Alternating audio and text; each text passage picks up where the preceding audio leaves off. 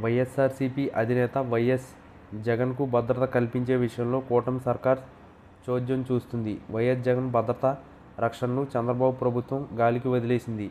ఆయనకు Z+ category భద్రత కల్పించడంలో ప్రభుత్వ పెద్దలు ఘోర వైఫల్యం చెందారు. వైఎస్ జగన్కు భద్రత కల్పించే విషయంలో హైకోర్టు హెచ్చరించినా ప్రభుత్వం తీరులో మాత్రం ఎట్లాంటి మార్పు కనిపించడం లేదు. వైఎస్ఆర్సీపీ అధినేత వైఎస్ జగన్ ఇంటి వద్ద ఆయన పర్యటన సమయంలోనూ భద్రత కల్పించడంలో కూటమి సర్కార్ నిర్లక్ష్యంగా వ్యవహరిస్తుంది.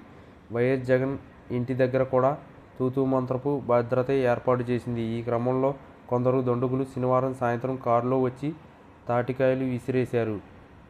ఈ ఘటనపై పోలీసులకు ఫిర్యాదు చేసినప్పటికీ కనీస స్పందన కూడా కనిపించడం లేదు. ఈ ఘటనకు సంబంధించిన సీసీ కెమెరా ఫుటేజీ ఇచ్చినా తాడేపల్లి పోలీసులు పట్టించుకోవడం లేదు. ఇక వైఎస్ జగన్ పర్యటన సమయంలో కూడా ప్రభుత్వ పోలీసుల నుంచే ఎలాంటి నిర్లక్ష్యం ధోరణే కనిపిస్తుంది. భద్రత కల్పించడంలో పోలీసులు విఫలమవుతున్నారు. వైఎస్ జగన్ వాహనానికి ముందు రోడ్ క్లియరెన్స్ పార్టీలు కనిపించడం లేదు. అయితే మాజీ సీఎం వైఎస్ జగన్కు భద్రత కల్పించకపోవడం వెనుక ప్రభుత్వ పెద్దలు కుట్ర ఉందని వైఎస్ఆర్సీపీ నేతలు, ప్రజలు అనుమానం వ్యక్తం చేస్తున్నారు.